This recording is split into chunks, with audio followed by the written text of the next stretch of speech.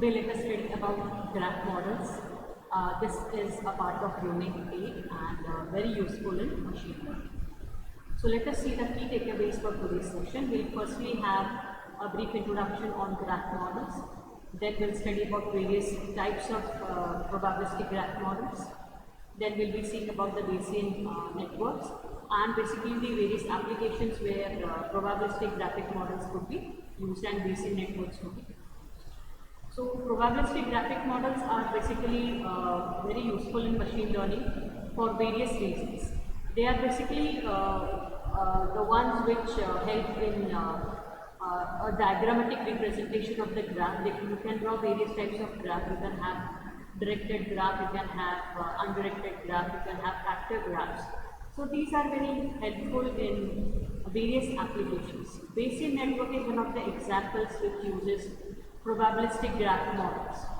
So Bayesian network uses basically in various graphs used in Bayesian networks, and it could be used in prediction of various diseases. It could be used for spam mail filtering. Gmail uses Bayesian networks basically for filtering the spam mails. So let us see more about these probabilistic graph models. So as it is defined, PGM, probabilistic graphical models. So it's basically a diagrammatic representation which is used for analysis of probabilistic distributions called probabilistic graphical models. So a graph basically comprises of nodes which are also called as vertices. These are connected by links and these are also known as edges or arcs. Right? So in a probabilistic graphical model, each node represents a random variable, or it could be a group of random variables, and the links are expressing the probabilistic relationship between these variables. So the graph basically captures the way in which the joint distribution over all the random variables can be decomposed into a product of factors, each depending on a subset of variables. So you basically have joint probability here and conditional probability here, which will be discussed. So probabilistic graphical models are basically a combination of probability theory and the graph theory. So that is where the word comes from, these two terms, probabilistic graphical models. So it basically provides a natural tool for two problems. You basically come across uncertainty and complexity. So it plays an important role in the design and analysis of machine learning algorithms. So as I told you, it's very important in machine learning, especially in prediction. Now they provide a simple way to visualize the structure of a probabilistic model and can be used to design and motivate new models. So they provide a lot of insights into the properties of the model, including the conditional independence property, and these can be obtained by just inspecting the graph. By just looking at the graph, you can provide the various independence probabilities, and the various properties also can be observed. So complex computations they require to perform inference and learning in sophisticated model, and they can be expressed in terms of graphical manipulations in which the underlying mathematical expressions are carried out along implicitly. So there are various types of probabilistic graph models. We have directed graph models, we have undirected graph models, we have factor graphs. So first let us see about directed graphical models. So these are in which the links of the graph have a particular directionality indicated by the arrows. So there are certain arrows trying to show where the information is flowing. So Bayesian network is one of the examples of directed graphical models. So directed graphs are useful for expressing causal relationship between the random variables. So undirected graphical models are the other type of graphical models, and Markov random fields are best examples for this. And these are the graphs where the links do not carry any arrows and have no directional significance. In short, there is no information flow arrows being shown. So undirected graphs are better suited to express soft constraints between the random variables. Then we have is the factor graph. These are basically very useful for solving inference problems, right? Solving inference problems, and it is often convenient to convert both the directed and the undirected graphs into a different representation that is also called as factor graph. Now, directed graphs are useful for expressing causal relationship between random variables, whereas undirected graphs are better suited to express soft constraint between the random.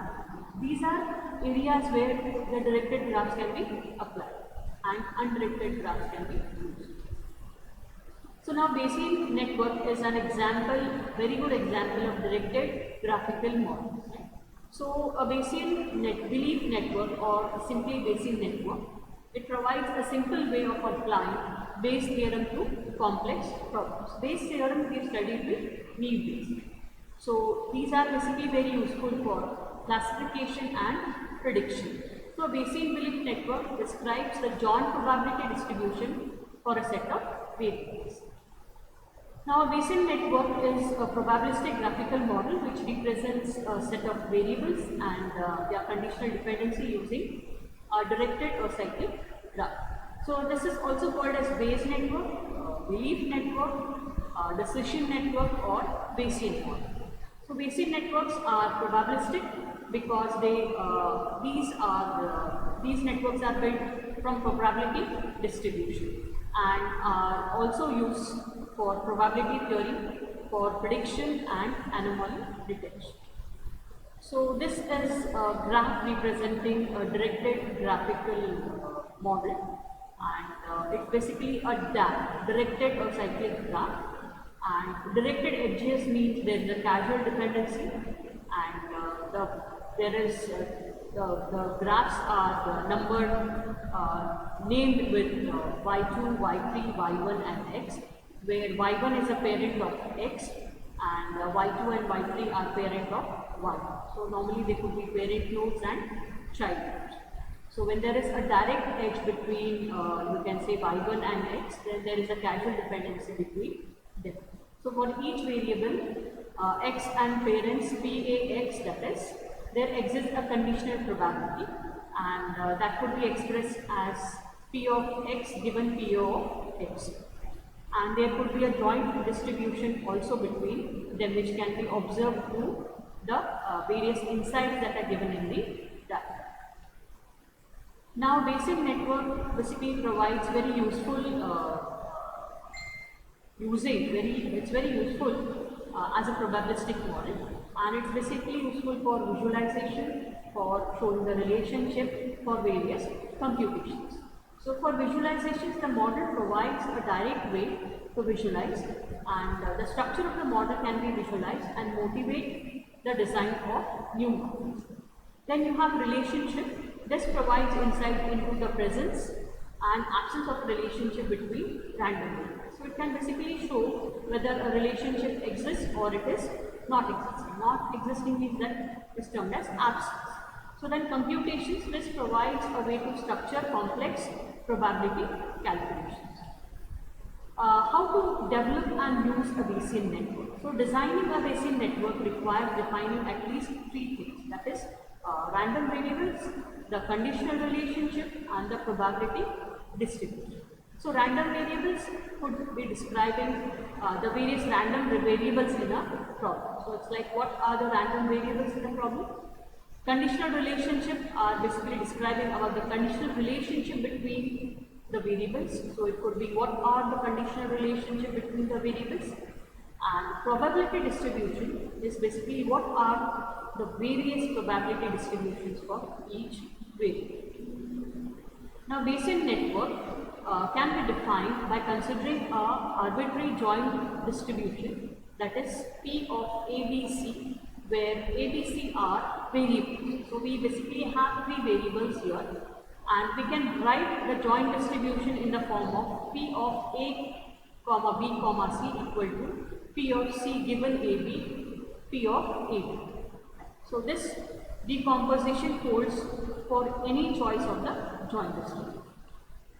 Now, simple graphical model of Bayesian network can be represented by the shown graph. So we introduce a node here for each of the random variables. So we have 3 random variables here, A, B, C, and associate each node with the corresponding conditional distribution.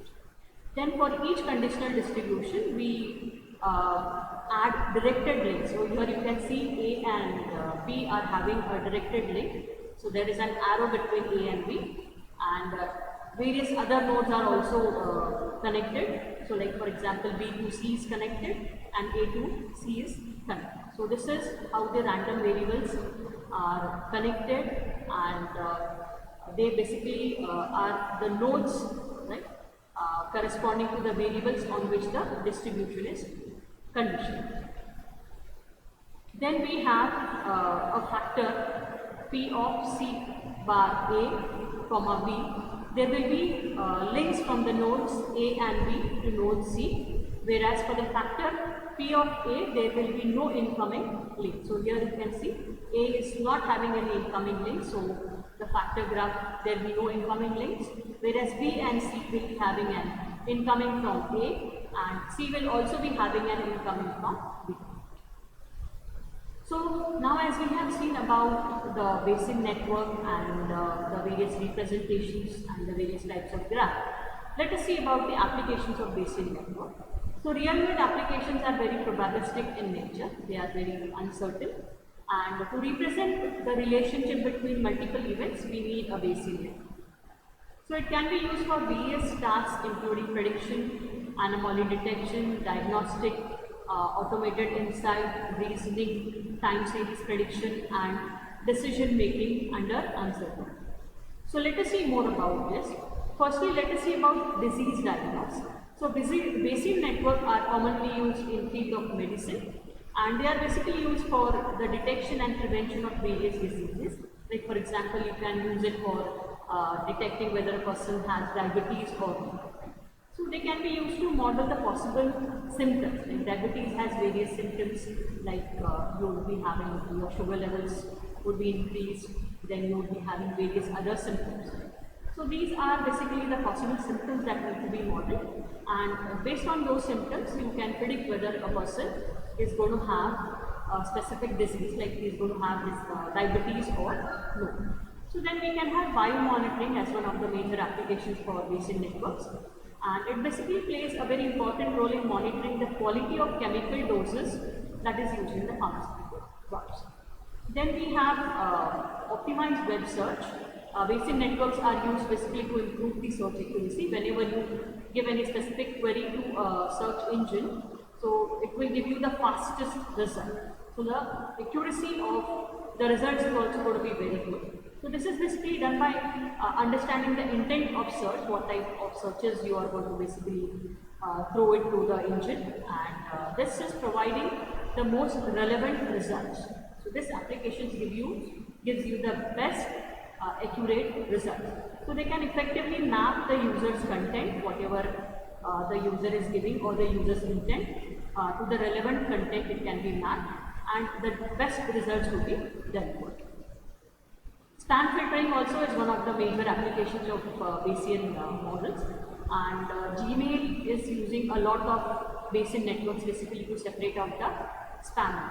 So they can effectively classify the documents. That is basically done by understanding the various keywords in the mail. So that is by understanding the contextual meaning of a mail, and they are also used in other documentation, document classification applications.